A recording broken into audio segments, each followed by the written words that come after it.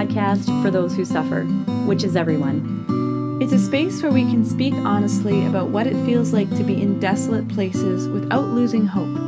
Welcome to In the Thicket. We're blessed to be joined this week by Bishop James Conley of the Diocese of Lincoln, Nebraska, and he shares with us about his experience with mental health, healing, and dependency on God. We hope it's helpful for you, and we invite you to share it with someone who might be helped by hearing it. God bless you. Hello, everyone. Welcome. Hello. Welcome. My name is Erin, and I'm one of the hosts of our podcast. I'm joined by my other host, who is named... I'm Nicole, and we are missing our third host today, Rachel. She's not able to make it, but we do have someone else. If you're watching this, you can see that we have somebody who is not Rachel with us today. That's right. We figured the next best thing that we could do to Rachel is a bishop of the church. Bishop Conley, welcome. I hope I can fill those shoes. I don't even know Rachel. That's right. They're big shoes. Her brain is very big, but I think yours is as well. So it's good company. I'll do my best. Rachel is off gallivanting in France right now, for anyone who's been kind of following where she is. But she's a student at the John Paul II in DC. So she's doing some research and some doctoral research. Yeah, got to go to Lourdes. And have you been to Lourdes before, Bishop Conley? I have. It's beautiful. That's wonderful. Yeah. It's a beautiful place. Beautiful spot on earth. Yes, yeah. I got to go there in October, so I'm kind of slowly making the rounds to all the Marian shrines. Yeah, That's wonderful. Yeah. I have not been to Lourdes, but no, my husband has, and for a long time when we were first married, there was just like an old kind of a disposable water bottle of this water that was sitting on a bookshelf for a while, and finally I was like to Nathan, I said, like, can we just throw this out? And he's like, no, that's Lourdes water. I guess he didn't have a container for it. So now I'm like, okay, I'm glad I didn't just throw it out one day. Yeah, that's right. So, yeah. There you go. I was talking to one of my friends the other day because they must have thought I was crazy when I was getting onto the plane, or if they looked through my luggage, because when I came back from Europe in October, I had like a liter jug of water. I had another bunch of little 500 ml bottles, all from Lourdes. So my luggage was just like half water from Lourdes. And like, what are these weirdos doing carrying water just full of luggage? Anyway, but I was telling my friend about it, I kept saying Lourdes water, and she thought that I was saying the Lord's water. And she was very confused, like, what is the Lord's water? Are you talking about blessed water? But it's good, you know? Yeah. Do you have any international trips planned coming up, Bishop Conley? Well, I'm going to be co-leading a pilgrimage in the footsteps of St. Paul with Father John Riccardo at the end of the month.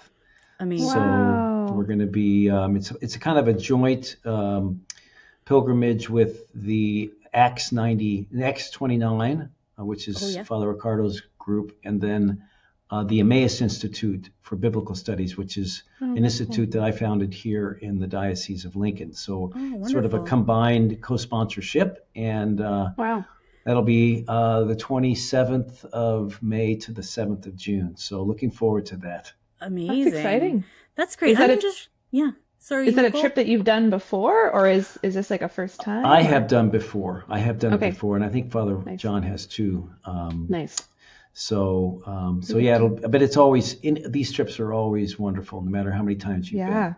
Yeah, absolutely. Yeah. Oh, that's so wonderful. There's just something beautiful about being like in these ancient places, like the actual place where Paul walked, the actual place where our Lord was, you know, it's such an incarnational thing, you know, that touches the soul so deeply. Absolutely. In the Holy Land, of course, they call the Holy Land the fifth gospel. The land itself, you know, the actual physical land itself speaks the word of God.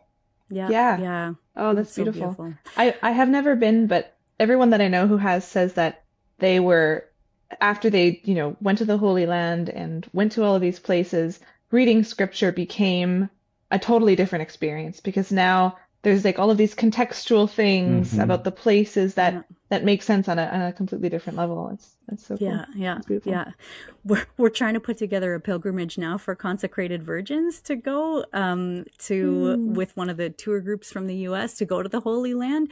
And right now, of course, it's an odd time to be organizing a pilgrimage to the Holy Land, but they're still, putting, so like that's going to be a party. So you could come with us, Bishop Conley. You can be our Yeah, sounds our like a our wonderful trip. guide. Yeah, yeah, it should be good. A bunch of consecrated virgins, always a party. So Yeah, yeah. It's just like from the gospel, the yeah, 10 virgins. Only this that's will There right. you be go. more. That's right. That's right. All follow after the Lord. They follow after the Lamb. Yeah, exactly. This is great. Well, we're really, really happy that you're able to kind of join us today. And for those who are listening, Bishop Conley did a talk with the Institute of Catholic Culture, which is, if you haven't heard of this initiative, this organization, it's really beautiful, amazing. They have great formation. They have really beautiful, beautiful offerings that they give, and it's for free. So you can go and you Hmm. can, learn more about the faith and experience some of the Eastern aspects of the church in there as well, which is Hmm. amazing. So Nicole is actually Byzantine Catholic, and her husband. So that's really cool. But anyway, so there was one talk in March where Bishop Conley came and spoke about suffering, and it was really powerful. So I'm grateful that you were able to join us, Bishop, and share a little bit about your experience. So thank you so much for joining us. You're most welcome. Happy to be here. And maybe we can start out a little bit just with some intro stuff about maybe how you kind of discerned priesthood in the Coles Notes version, and what kind of brought you to priesthood, and what that was like.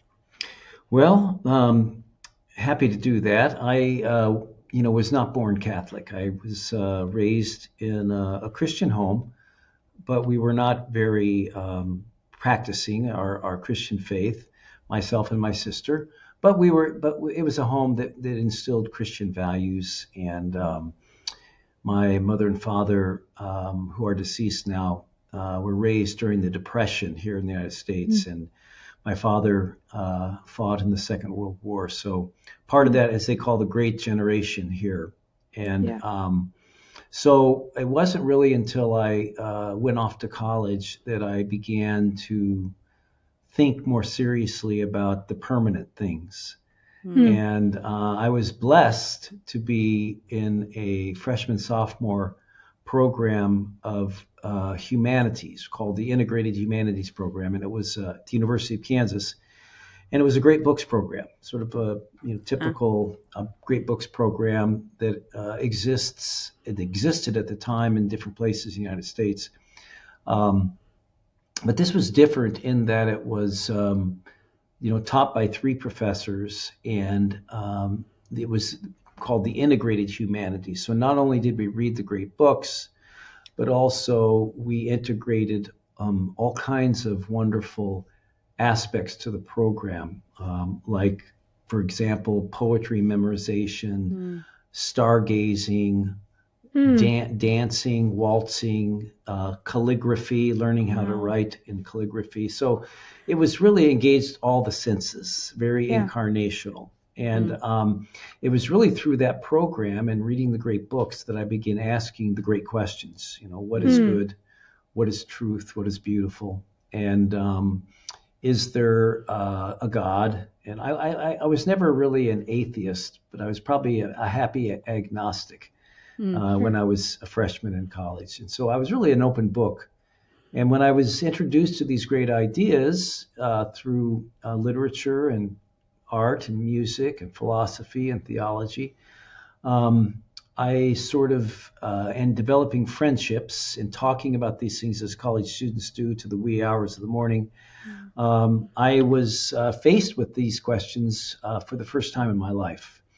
And through lots of grace, I kind of read my way to the Catholic Church. And once I could see what the church's claim was and what she stood for, and which led me right to Jesus Christ, then I knew that I had to join. So I became a Catholic in my junior year after I'd finished this 2-year freshman sophomore program, but continued in the studies throughout the rest of my college years.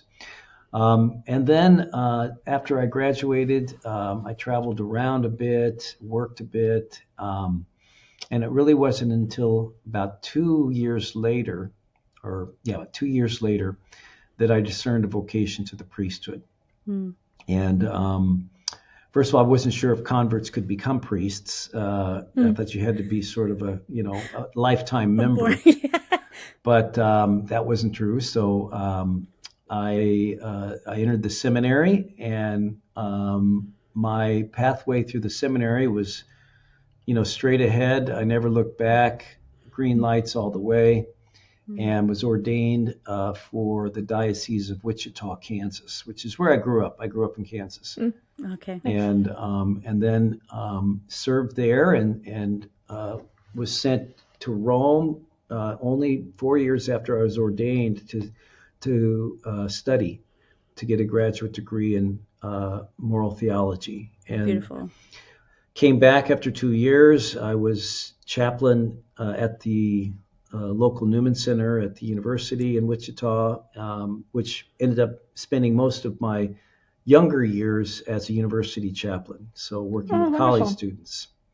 And I've always had a great love for college students because that's where everything happened for me. Yeah. And I know that those years are really important because you make decisions, both good decisions and bad decisions, that can shape, the trajectory of your life. So I was chaplain at Wichita State University for about 4.5 years. And then I was called back to Rome again, a second time, to work in the Vatican.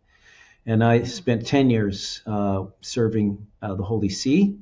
And those were really towards the end of the pontificate of John Paul II and the beginning of the pontificate of Benedict. But my day job was at the Vatican, but my night job was chaplain for the University of Dallas Rome campus. Oh, wow. Oh, so okay, I cool. spent 6.5 years as chaplain to the Rome program. University of Dallas has a great Rome program, and it's beautiful campus southeast of the city of Rome in the hills near Castel Gandolfo on a big vineyard. And so that was sort of my, that was kind of my pastoral outlet, working during the day in the Vatican. And then towards the end of that time, I also was asked to teach for Christendom College. They have a campus in Rome. Did that for a couple of years. Came back and was pastor in Wichita. And after several years, I got the phone call that I was being named auxiliary bishop of Denver, Colorado, by then now it was Pope Benedict. And so I served 4.5 years. I was consecrated to bishop in 2008. So I'm coming up to my 18th year as a bishop. I was consecrated on the Solemnity of the Sacred Heart, which was May 30th that year, by Archbishop Chaput, who was the Archbishop of Denver at the time. Served as auxiliary bishop in Denver for 4.5 years, and then got another phone call, and it was still Pope Benedict, and I was transferred to the Diocese of Lincoln as the ordinary, and that was in the fall of 2012. Okay. And so I've been here in Lincoln for 13 and a half years. And the other little caveat too was my parents, as they kind of followed my years in the seminary and met friends, and after I was ordained, they were always very supportive. But I was the only son, me and my sister, so it was a little bit hard for my parents. And so after I'd been ordained, maybe about 5.5 years, I was in Rome at the time and doing my studies. I got a letter from my mother telling me that she and my father want to become Catholic. Wow. And we found out that they were never baptized. And so I came back at the end of my studies and baptized, confirmed them, and gave them their first Holy Communion. So that next to my ordination, that was the happiest day of my life. Oh my 100%. That's goodness. so special. Wow. What Oh an my incredible goodness. letter to receive and then to be able to give them all the sacraments. That's so Yes, beautiful. yeah, it was a Oh gift. goodness. So Oh, Wow. totally. so now here I am in Lincoln, Yeah. and like I said, I've been here for going about 13 and a half years, going on 14 Wow. years. Amazing. That's Wow. beautiful. And we actually noticed that your Episcopal motto that you chose is Cor ad Cor Loquitur, which is, of course, related to Newman. And Right. so our podcast, we were at the Newman Center I was working there in Toronto, and then Nicole came and studied at U Mm-hmm. of T. Rachel was there. And then we have like a secret prayer partner who prays for all of the podcast stuff. And so she was there. So that's definitely a special thing to us. So how did Yeah. you why did you, was it your association with Newman that was the reason for you choosing that? Yeah, Newman has been a mentor for me. One of the books we read in this integrated humanities program before I ever became Catholic was a little excerpts from Newman's Idea of University. Mm-hmm. And the very first thing I read was the uses of knowledge and knowledge as its own end. And this is before I became Catholic. And so I was just captivated by Newman's writing. And then the next year, I took a course in English literature, and I had to choose a major British author after 1800. And so I had remembered this Newman character. And so I did a research paper on him. And that's when I really kind of dove into his life. Yeah. And that was the time I was going through. We didn't have OCIA or RCIA then, was just instruction classes. So it was really through reading Newman and some of the others who were influenced by Newman. Yeah. The great flourish of English Catholicism in the 19th century and the 20th century. Authors like G.K. Chesterton, Hilaire Belloc, Tolkien, all of those great English, most of them converts, that he just had a huge influence on me. And I just became a lifelong devotee of Newman. I went to his beatification, to his canonization. Oh, beautiful. And I went to, this October, I went to Rome and I met Leo for the first time when Newman was named a doctor of the church and co-patron for Catholic education. And so when I was named a bishop, I had to choose a motto, and I really didn't know what to choose, a passage from scripture. And one of my friends, who was also a bishop, he says, well, why don't you choose something from Newman, because you're such a devotee of Newman. And so I said, that's it. So I took his motto, but then I wasn't sure if I could do that because he already had chosen that motto. So I contacted my good friend and Newman scholar, Father Ian Carr, who wrote the definitive biography of Newman. And I asked him, I said, is it okay to choose Newman's motto? And he goes, oh yeah. He says he stole that from St. Francis de Sales. There you go. So that's how I chose Cor ad Cor Loquitur, heart speaks to heart. And that's always spoken to me, that, heart speaks to heart in friendship. And I consider him a doctor of friendship because friends were so important to him. All those letters he wrote, 32 volumes of letters Newman wrote. But also heart speaks to, with the capital H, the Sacred Heart of Jesus. So I was consecrated on the Sacred Heart of Jesus. So that was another reason why I chose heart speaks to heart. Yeah, that's beautiful. I love that. I love how the saints find us, how they they come after us at these different points, and they come alongside and just walk with us in all of these ways. And then you see these, it's like we talk about God winks on the show, when the Lord just kind of reaches into something and just it's just his presence there in this specific way. And sometimes where you just look back over the years and you're like, oh my goodness, all of these things that I could not have, the Lord lined them up. And you usually don't see them or recognize them until after, you look back. And Newman talked a lot about that providence at the time, you can't see it. In fact, at the time, sometimes it's very dark. Yeah. But yet God is working his way in our lives, but we don't realize it. And then we look back at that time and they say, oh, that's what God was trying to show me. Yeah, exactly. He's Which got is that kind of the beautiful perfect, prayer. yeah. The I forget if that's in it, but it's essentially that Oh, prayer. the purpose of my A life. The link Yeah. in a purpose. chain, Yeah. Mm-hmm. Yeah, and I may not know it in this life, but right? I'll But I'll know be it in the told it in the next. next. Yeah, Yeah. Yeah. Yeah, it's Yeah. so That's beautiful. right. Yeah. yeah, That's that's a amazing. beautiful. It's a beautiful meditation.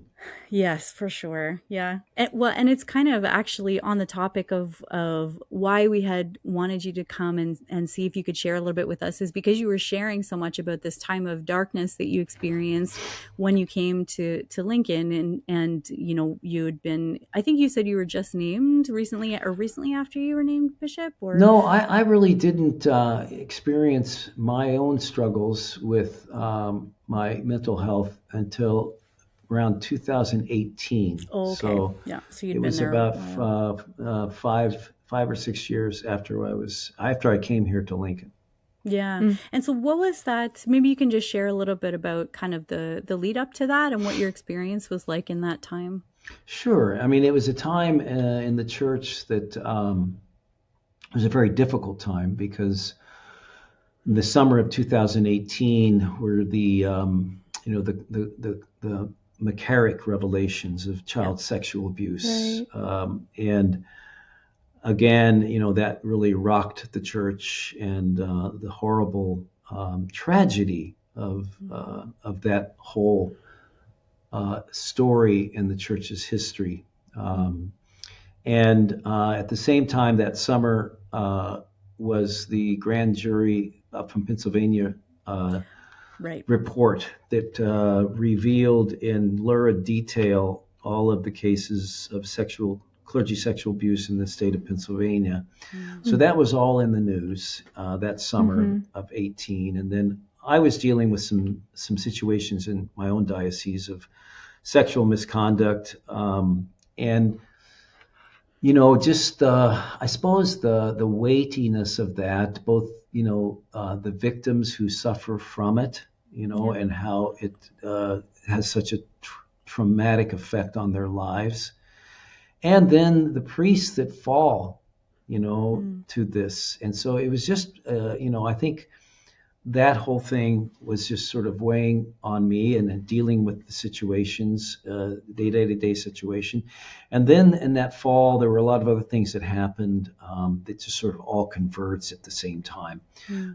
We had a couple of struggling schools that we ended up eventually having to close. I had a priest that that eventually died of alcoholism who we tried to get help, but we couldn't. My sister was diagnosed with breast cancer. I started, to develop tinnitus, which is this ringing in the ears. And it kind of came on really slowly, the whole thing. I remember one of the first indications that something wasn't right was I wasn't sleeping. And I was kind of ruminating on all of these situations going on and all these scenarios in my head of, how these situations were going to unfold and what was going to happen here. And maybe I have a solution for this or for that, and trying to figure out everything. And after, weeks of that, I didn't realize it, but my body was breaking down.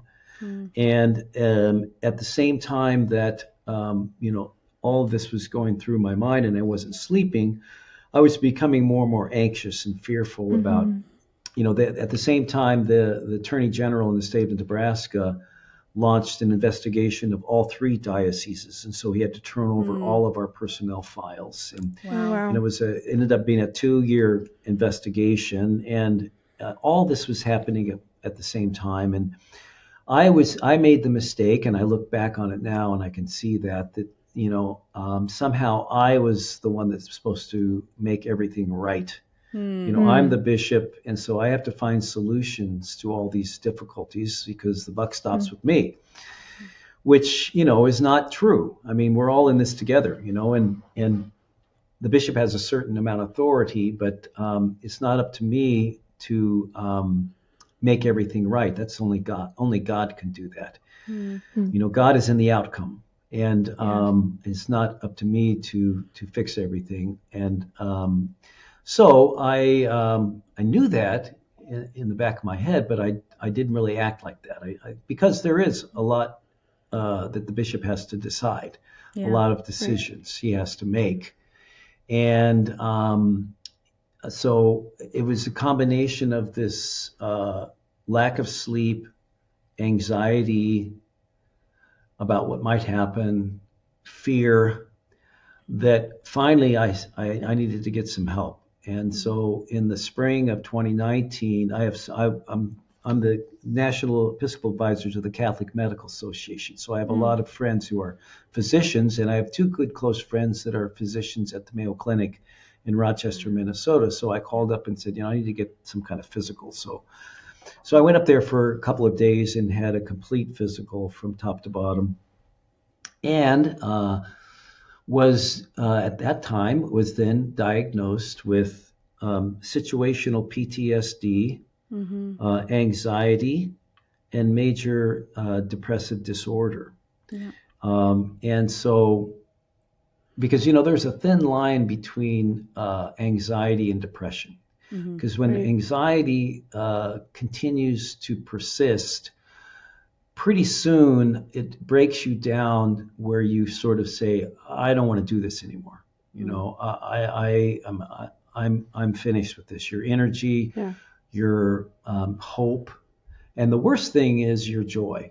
And I've always been someone who's been filled with joy, and I'm kind of a happy-go-lucky guy. Anybody knows me knows that. I don't tend towards melancholy in my temperament or anything like that. But I came to a really dark moment that, I just didn't want to do this anymore.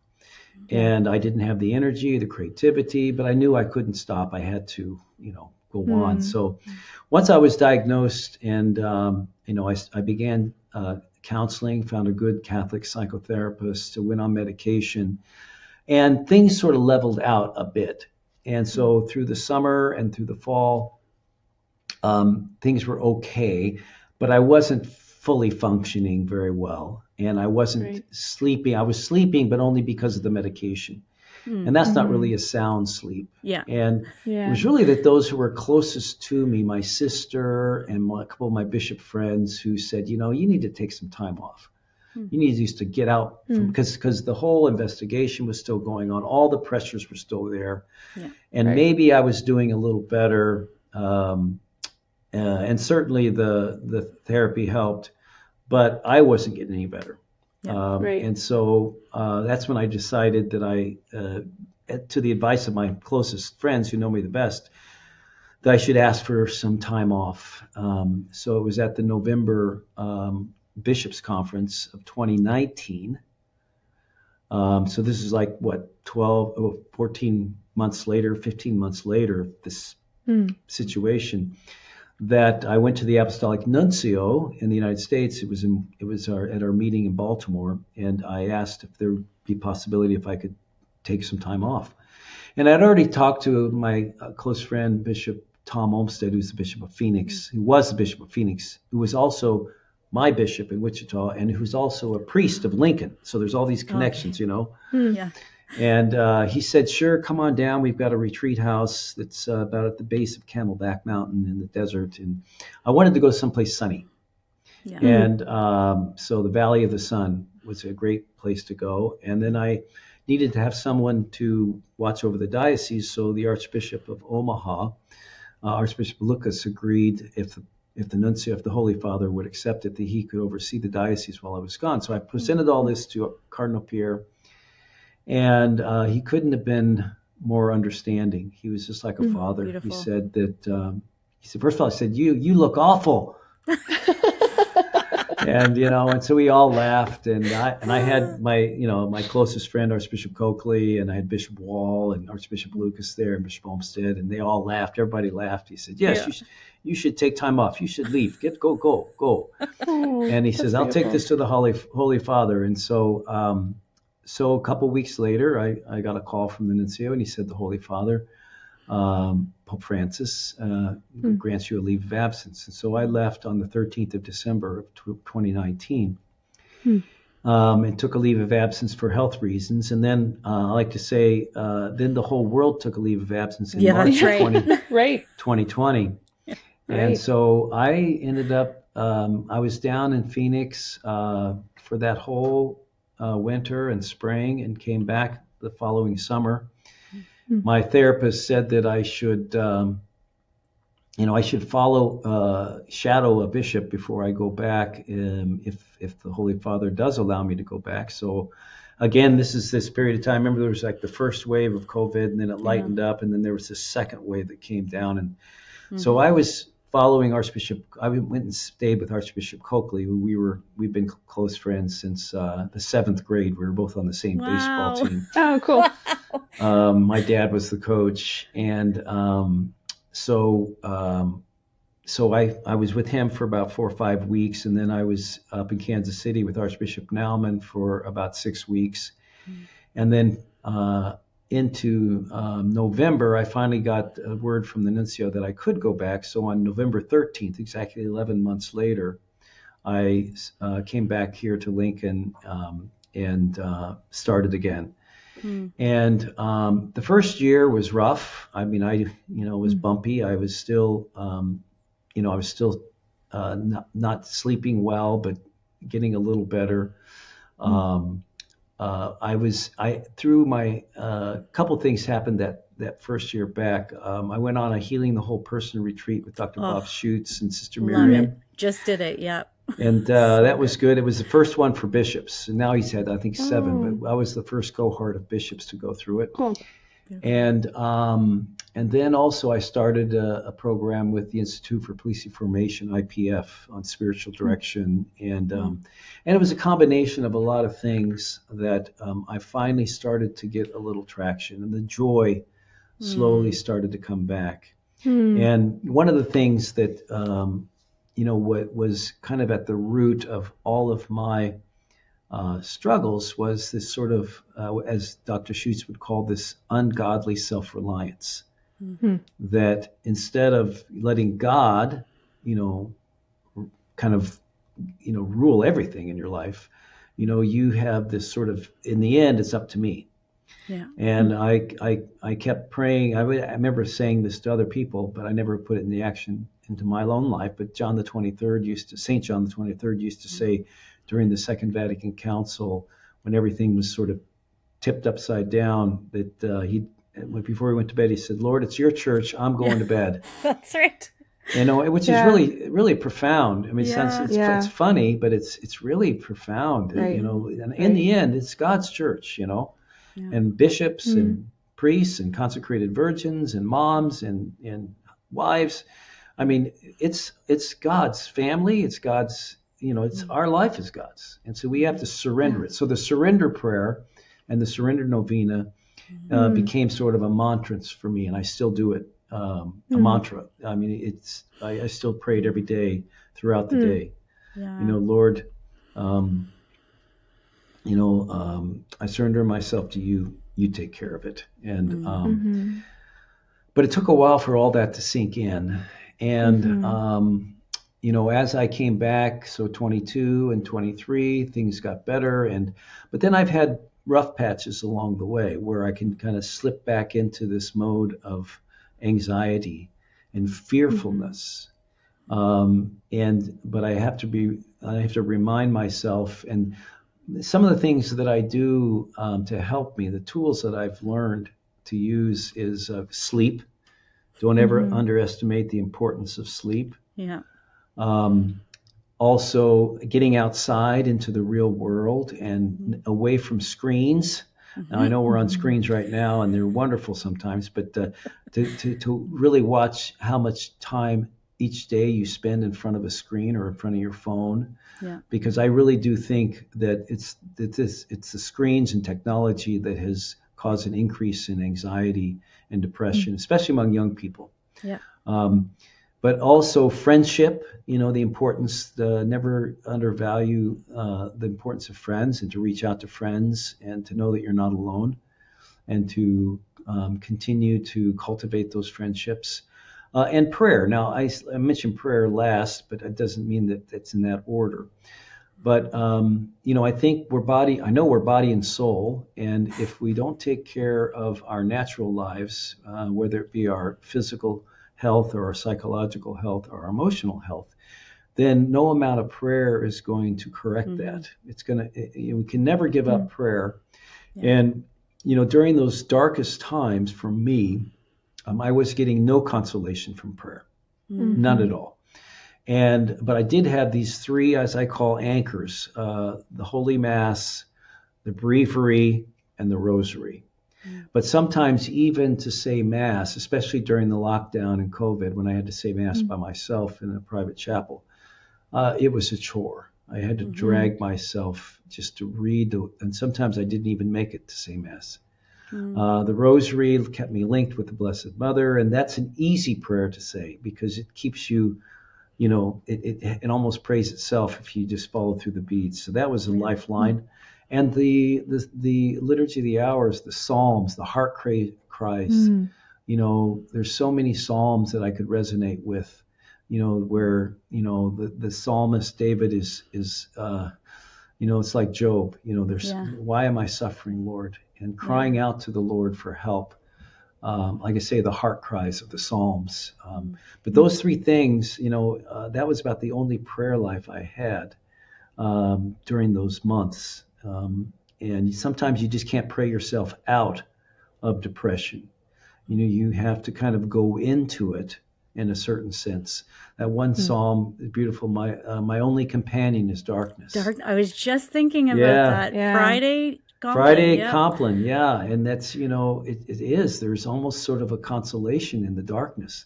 Yeah. But it reminds me of, that great Caravaggio painting of Thomas the Doubter, where the Lord, invites Thomas to go into his wounds. In other words, to enter into the wounds of Christ with our wounds.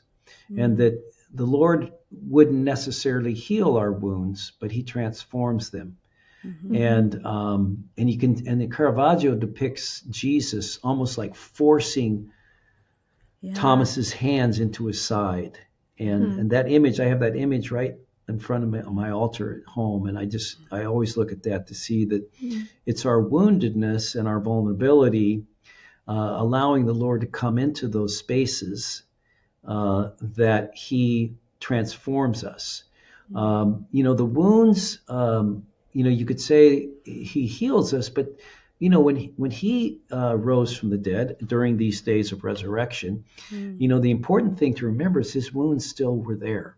Yeah. You would think, he'll be all healed. He'll look perfect. He'll be, you won't see any effects of his crucifixion, but yet his wounds are still present, but they're transformed. They're glorified.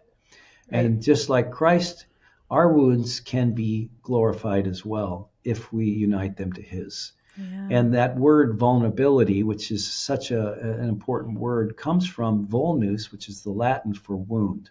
And so, it's basically being comfortable with our woundedness. Yeah. And of course, you don't want to wear your suffering on your sleeves sort of in a frivolous way, but when in trusted company, in friendship, that you're free to talk about your struggles and to share those with those who are also struggling, because nobody's not struggling. Yeah. Nobody, there's nobody going through this world, no matter how they look on the outside. Yeah. There's crosses. Everybody bears a cross, and we have to remember that.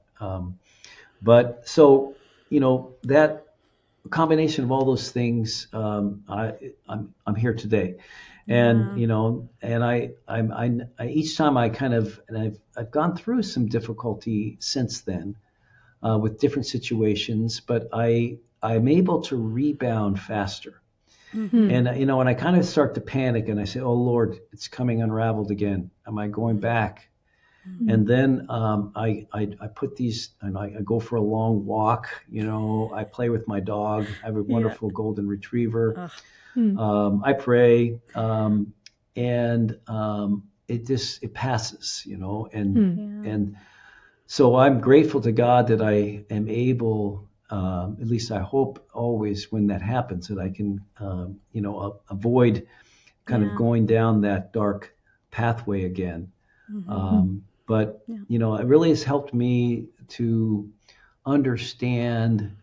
And as such a public person, as a bishop, Right. knowing that, and this is the other thing too, and I kind of mentioned it. My father, I love my father, and he was a wonderful father, but he was a hard father in a lot of ways. He was a gunner on an aircraft carrier during World War II.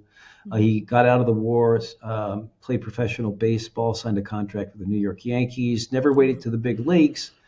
But he played minor league baseball, and he's a great athlete. And so I was an athlete all my life, too.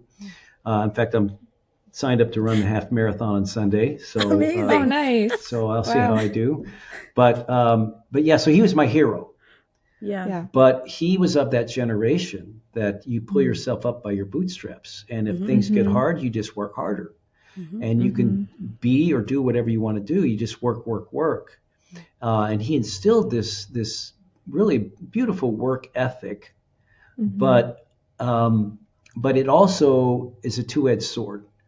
And for me, it was that kind of idea of, if it's all up to me, that really was the kind of the beginning of my troubles. And it's not my father's fault. It's just the way I was raised. And all of us, have wounds, father wounds and mother wounds. Yeah.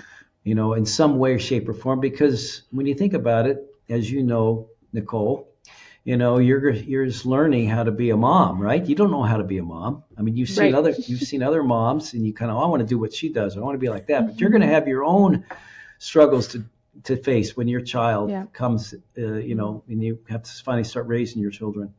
And you do the best you can. And sometimes, you make mistakes, and that might wound your child. Right. And I think that's important, that parents don't think that I have to raise perfect children. All you have to do is love them and not and not intentionally hurt them. Yeah. Right. But sometimes loving them might hurt them. But as long as you know that you're loving them, and you're not acting out of your own woundedness or anger, then they're God's kids. Yeah. It's a good reminder. That's so beautiful. I'm struck. It struck me when you spoke about it too before, at the ICC night, about the times where you just couldn't pray, like holding on to those lifelines. And I think, like, I can relate to that in a lot of ways. I have fibromyalgia, which is like a pain cognitive kind of disorder. So sometimes I find prayer really difficult. Like I can't focus on anything. Even the breviary, it's like hard to, focus on or thing. And then sometimes in my head, I can picture all the other consecrated virgins lined up and following the Lord perfectly. And I'm in the corner watching Netflix, like, Yeah. So I'm just wondering, like, it also struck me too that you started your leave of absence on the eve of the feast day of John of the Cross, which is an interesting time to go. But that's true. Like during that time, in those times, like how did you kind of process that? Like a sense of, like, where you talked about the weight of the office of bishop and the responsibilities and things, and even kind of coming back into the office, having received some of that healing from the Lord. Like how do you kind of walk through that with the Lord, the weight of things, but also the limitations of things? Well, one thing I forgot to mention when I was down in Phoenix, remember I said I was at the University of Dallas for 6.5 years. Well, those students, that I had during those 13 semesters, 100 each semester, are now, married and raising children. And there are a number of them in Phoenix. And I became very close. I was already close to them, but one particular family became very close with. And especially during the lockdown, I would spend time at their house and just being in this normal family. And they have 5 children, and they were all, I think the youngest at the time was maybe 3 or 4, and the oldest was a senior in high school. And so just being part of that whole mix really kind of helped me get through those days that were so long, seemed so long to me. And it was the friendship of those young families that really grounded me and really kind of kept me hopeful, that Yeah. this too will pass. Yeah. But, to your question, I guess going back, I think it was the idea. Oh, I know what it was too. One of my psychotherapists in Phoenix, who I contact every now and then, I touch base with him maybe every 6 weeks or so just to make sure everything's going okay. One of the things he told me was, he says, all you have to do is show up. You just have to show up. And you don't have to be eloquent. You don't have to, wow people. You don't have to, fix their problems. You just have to show up and be. And that's the important thing. And then God will take that generosity and that gift of yourself and use it to his good. Yeah. So, that was one of the things that was so consoling to me, that, I would worry about, how I'm going to look, or what people are going to think. That's the other thing. Yeah. Thinking, about what are people going to think about me? Oh, he's wounded, he's flawed now. He has mental issues or whatever, those kind of things. And you always think about what's going on in other people's minds. And it's hard not to. But you really do have to make a concerted effort that you play to an audience of one. And that audience of one is God. And that's the only audience you play to. You don't have to worry about anybody else. And they can think what they want. But you are only responsible for your actions before God. Yeah, That's beautiful. So beautiful. I can see the turning wheels in Nicole's head while she's processing Nicole's, things. I know that we need to let Bishop Conley go, and I'm wishing I could stay and ask 20 more questions and keep chatting, but there's just so much. I think there's just so many true things that you said, Your Grace, that are just. Thank you. And this is not necessarily pregnancy related, but I feel like I've been brought to tears numerous times. Just little things where it's like, oh yes, this is real, this is true, that are good to ponder, and I'm sure that those who are listening, who will listen to this, will feel that too. Since I've been back, I've spoken to women who have gone through postpartum depression, and I pray that you don't. Yeah. But that's a real thing. I think before I went through my struggles, I thought, he's in a bad mood or whatever, But it is a real thing, and it can be really, really, really hard. And I have such sympathy and empathy for moms who do struggle with postpartum depression. And again, it's a physical thing, right? Right. You didn't, it's nothing you did, but yet the joy of your children, the joy of being a mom just evaporates. Yeah. And I think that's a helpful, it sounds like kind of a benchmark that you had when the joy started to come back, that's how you knew, okay, things are getting better. And when the joy went away, this is not me. This is something is wrong, right. And I think that's a helpful, because there's so many factors when it goes into mental health and these experiences, but and one thing, if people remember anything who are watching this, the joy will come back. The joy will come back. It doesn't last forever. That's it. There's even just working with students, it's like you say, it's such a vulnerable time, and for a lot of them, this is the time that they're maybe on their own for the first time, or they're really dealing with intense, or they're really thinking about their future and the weight of things that's fallen, and the mental health struggles that are a part of that. And I think that's one of the most helpful things for them to hear a lot of the times, is that this is not your reality. What you're experiencing right now, it's not your reality for the rest of your life, Right. Yeah. You're going through a rough time now, and they don't minimize that. But it will pass, and you just need to kind of show up and Yeah. keep going. Mm-hmm. Yeah. And I really think,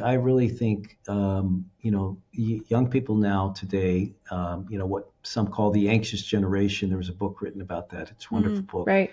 Jonathan Haidt wrote this great book about that. But it's a generation that so much is expected of them, and the high expectations, because they have so much at their fingertips. There's so much information. There's so much technology. There's so much that they're in contact with. And that's causes information overload, I think, and it's sort of like we can't process all this. And if we think we can, and people expect us to, then we're going to short circuit it somewhere. And I remember Monsignor Shea, who's the president of University of Mary. He's a wonderful preacher. I think one of the best preachers we have today. He was at a Sikh conference, one of those big focus conferences, and he was talking about the rise of mental health issues among this generation.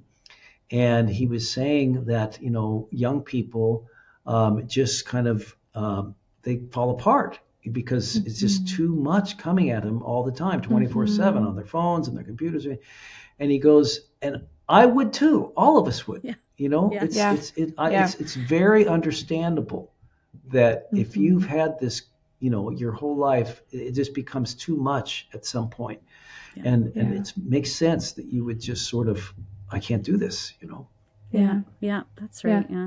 Yeah. Maybe before we let Nicole share her God wink, just to highlight, even when you talked about the Healing the Whole Person retreat from the John Paul II Center, just a shout out to them and a recommendation for people. If there's anyone who's struggling with things right now, on this podcast, we are great fans of therapy in all of its different manifestations and the role that has to play along with spiritual direction and prayer and all the things.